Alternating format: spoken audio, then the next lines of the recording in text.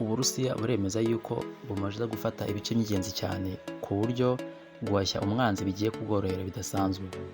Ni mu gihe ku ruhande rwa Ukraine ngo abasirikare bari ku mirongo y'urugamba bari kwiruhutsa nyuma y'uko Leta Zunze Ubumwe za Amerika zemeje inkunga yari imaze igihe kinini cyane itegerejwe. Ku mirongo y'urugamba ibintu biracyakomeye cyane ku ruhande rwa Ukraine. Uburusiya bukomeje gutera ibisasu mu bice bitandukanye. Abategetsi muri Ukraine batangaza yuko ibitero bikomeye cyane by'Uburusiya byo mu minsi iri imbere bizajya bigabwa ku hantu runaka batatekerezaga.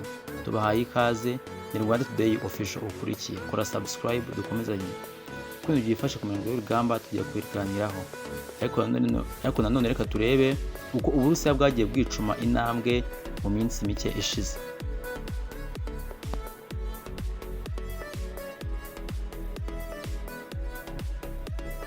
Uburusiya bwamaze kugera mu birindiro bikomeye cyane mu makimbirane muri Ukraine. Minisitiri w'ingabo mu Burusiya General Sergei Shoigu avuga yuko ingabo z'igihugu cye zabohoje byuzuye ibice byinshi muri Donbass. Yemeza yuko ubu ngubu ingabo z'Uburusiya arizo zigenzura ibice byinshi ku mbuga y'urugamba kandi ngo zihagaze bwuma ndetse ziteguye gutera indi ntambwe ndende zisubiza Ukraine inyuma. Yabitangaje mu nama ikomeye cyane yagiranye n'abagaba bakuru b'ingabo mu Burusiya.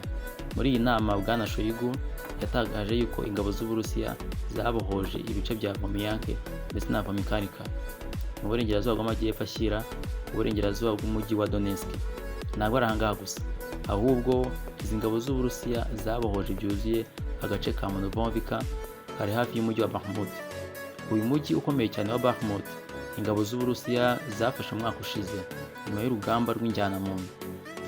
General Sergei Shoigu yongeye yuko igisirikare cy'Uburusiya kigenzura ibice byinshi muri Ukraine ndetse hakaba hariyongereyeho ibindi bice bigiye bitandukanye.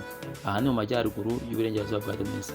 General Sergei Shoigu mu magambo ye ati twamaze gukandagiza ibinage byacu mu birindiro bihambaye cyane mu mirwanire. Ibirindiro twafashe ni ingenzi kubera ko biduha guhabya umwanzi neza no kumubuza gukomeza kurwana ku mirongo y'imbere y'ubwirinzi bwe.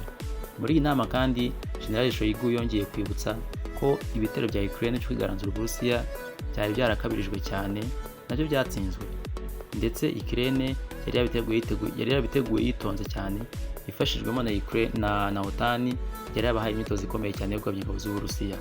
Muri ibi bitero kandi Ukraine yakoneshejemo intwaro zikomeye cyane yahawe na OTAN. Gusa nk'uko amakuru abihamya, izi ntwaro ndetse n'abasirikare ba Ukraine ngo bagonganye n'ubwirinzi buhambaye bw'Uburusiya ngo bwari bwariteguye bihagije. General Sergei Shoigu ati abarwanyi bacu batanze isomo kabuhariwe bahinyuza iby'imigani imihimbano yavugaga yuko intwaro z'uburengerazuba bw'isi zihambaye kurusha iz'Uburusiya.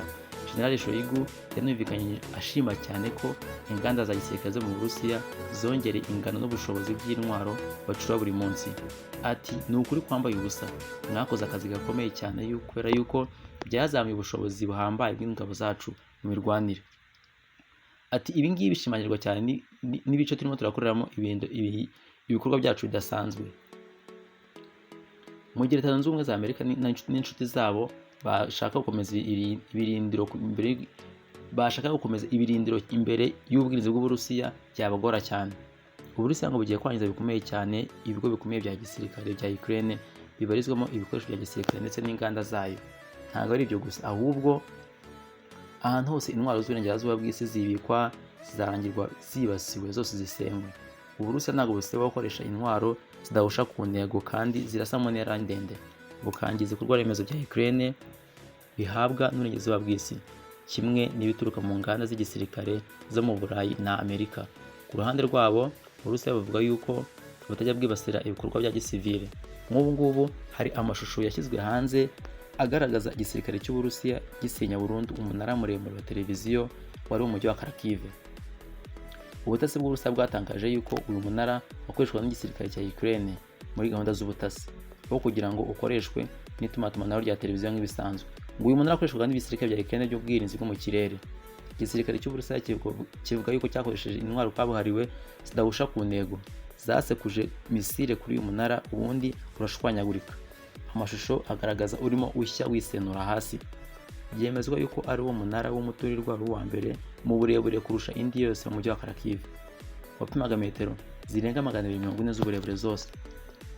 Mu kwezi kwa kabiri nibwo ingabo z'Uburusiya zabohoje umujyi uhambaye cyane mu mayeri ya gisirikare wa Avdiivka, ndetse bifata n'ibindi bice bitandukanye mu gihugu cya Ukraine. Abategetsi ba Ukraine bavuga yuko ibihombo byose Ukraine bikomeje guhura nabyo bituruka ku buke intwaro z'uburengerazuba bw'isi ziza zitinda. Icyo gihe mu kwezi gushize Perezida Vladimir Zelensky yemeje ko ubu Ukraine nta bushobozi na buke ifite bwo guhagarika igitero rurangiza cy'Uburusiya. Kuri ubu Ukraine yiteze yuko ibintu bishobora guhinduka cyane bitewe n'uko uburengerazuba bw'isi bwongeye gutanga ibyo bwari bwaremereye Ukraine bya intwaro. Mu minsi ishize nibwo inteko ya Leta Zunze Ubumwe za Amerika yemeje ko inkunga ya miliyari 61 zigiye kwiyongera, ndetse n'Ubwongereza bwongeraho izindi nkunga zigiye zitandukanye. Hagati ariko ku mirongo y'urugamba Uburusiya buracyakinagiza Ukraine buyirukankana impande zose. Amakuru ahava nuko Uburusiya bwatwitse burundu intwaro ubwato bune bw'intambara bwa Ukraine nk'uko Al Jazeera ibivuga.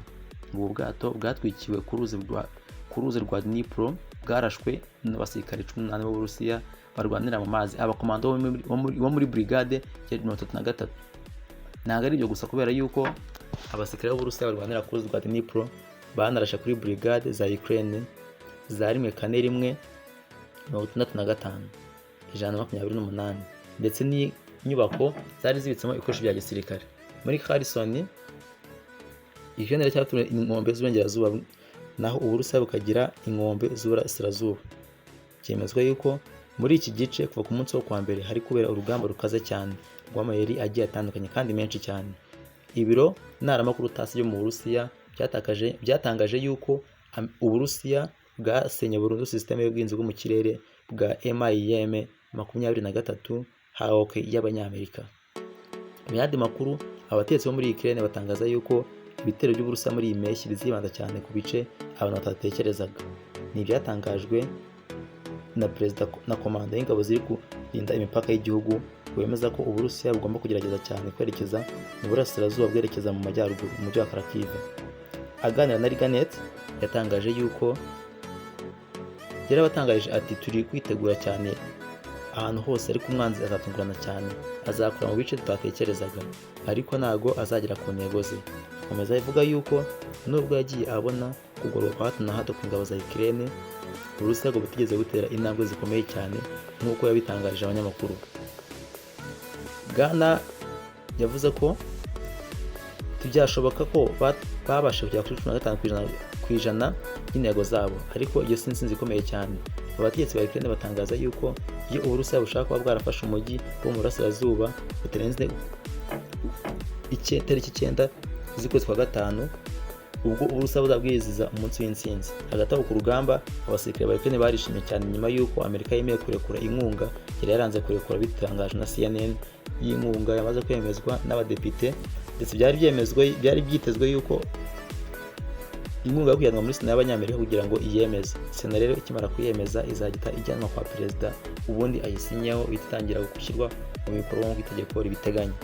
Ako kanya intwaro n'amafaranga zategerejwe muri Ukraine ku mbuga y'urugamba. Icyo Ukraine yifuza cyane ngo ntabwo ari ibanga, ahubwo buri wese arabizi, ni amasasu mu mbunda za rutura na systeme z'ubwirinzi bwo mu kirere, hanyuma bagahangana n'igihugu cy'Uburusiya cyabazengereje. Mu cyumweru gishize, umuvugizi wa Pentagon yatangaje yuko itegeko nimara kwemezwa bazahita bakora ibyihuse cyane, iyi nkunga igera kuri Ukraine ari intwaro ndetse n'amafaranga, urugamba rugakomeza.